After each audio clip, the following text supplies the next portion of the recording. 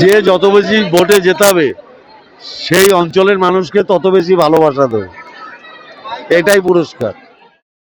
আসন্ন লোকসভা নির্বাচনের আগে জগদ্দল বিধানসভা কেন্দ্রের কর্মী সম্মেলন আয়োজিত হল শ্যামনগরে। আগামী 20 মে ব্যারাকপুর লোকসভা কেন্দ্রের নির্বাচন, তার আগেই সোমবার জগদ্দল বিধানসভা তৃণমূল কংগ্রেস কমিটির পক্ষ থেকে আয়োজিত হল তৃণমূল কংগ্রেসের প্রার্থী সমর্থনে কর্মী সম্মেলন। এদিনের এই সম্মেলনে উপস্থিত ছিলেন ব্যারাকপুর লোকসভা কেন্দ্রের তৃণমূল কংগ্রেস মনোনীত প্রার্থী পার্থ ভৌমিক, জগদ্দলের বিধায়ক সোমনাথ শ্যাম, বীজপুরের বিধায়ক সুবোধ অধিকারী, বাটপাড়া পৌরসভার পৌরপ্রধান রেবা রাহা, গারুলিয়া পৌরসভার পৌরপ্রধান রমেন দাস, ব্যারাকপুর লোকসভা তৃণমূল কংগ্রেসের নির্বাচনী এজেন্ট সৌরভ সিং সহ অন্যান্য তৃণমূল কংগ্রেস নেতৃত্বরা। যে যত বেশি ভোটে জেতাবে সেই অঞ্চলের মানুষকে তত বেশি ভালোবাসা দেবে, এটাই পুরস্কার। যে অঞ্চল যত বেশি ভোটে জেতাবে তাদের তত বেশি ভালোবাসা উপহার দেব, এটাই পুরস্কার। দিলীপ ঘোষ আজকে বলেছেন প্রত্যেকটা কাউন্সিলর স্কয়ার ফিট কাউন্সিলর, কি বলবেন?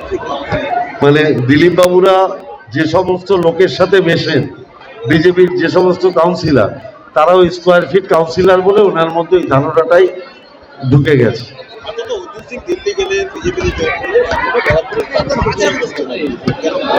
আমি বলতে পারবো না, এটা তো বিজেপির আভ্যন্তরীণ বিষয়। আমি শুধু চাইবো আমার বন্ধু ভালো থাকুক। আপনাকে হারানোর চ্যালেঞ্জ নৈহাটি সভাপতি আপনাকে হারানোর চ্যালেঞ্জ জানাচ্ছেন। ভালো তো, এটা তো সিদ্ধান্ত নৈহাটির মানুষ নেবে, আমি নিতে পারবো না। জেতার ব্যাপারে কতটা আশাবাদী? 100%। আমাকে দেখাতেই হবে আমার কি সম্পত্তি আছে, আমার বইয়ের কি আছে, আমি সেটা দেখাবো। তার বাইরে কেউ যদি প্রমাণ করতে পারে আমার একটা পয়সা কোথাও আছে, আমি তৎক্ষণাৎ সেখানে দাঁড়িয়ে পদত্যাগ করব। কারণ আমি আমার বাবা প্রিন্সিপাল ছিলেন, আমার মা শিক্ষিকা, আমার কাকা শিক্ষিকা, আমার কাকিমা শিক্ষিকা, আমার পরিবারটাই মোটামুটি শিক্ষক ওরিয়েন্টেড।